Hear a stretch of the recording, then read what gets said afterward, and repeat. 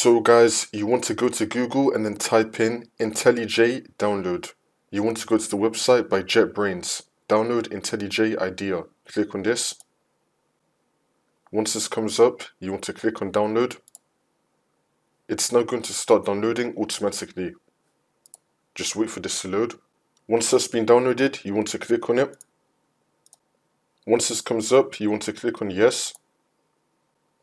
And now this will come up. Click on next. Choose your destination folder and then click on next. I recommend ticking these 4 boxes and then click on next and then click on install. It's now going to start installing IntelliJ IDEA. Just wait for this to load. Once that's been done, we can tick the box to run it and then click on finish. It should now start launching automatically. Now once we're here, you can tick the box and then click on continue. We don't need to send any data sharing. It's up to you if you want to, but for me personally, I'm not going to. I'm going to click on don't send.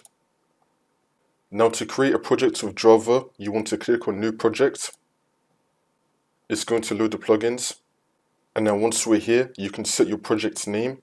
You can set the location to where you want it to be saved. Now next to JDK, you want to click on the drop down and then select download JDK. And then click on select and then click on create. You would now have created a new project with Java. It's going to download JDK for you. That's how you do it.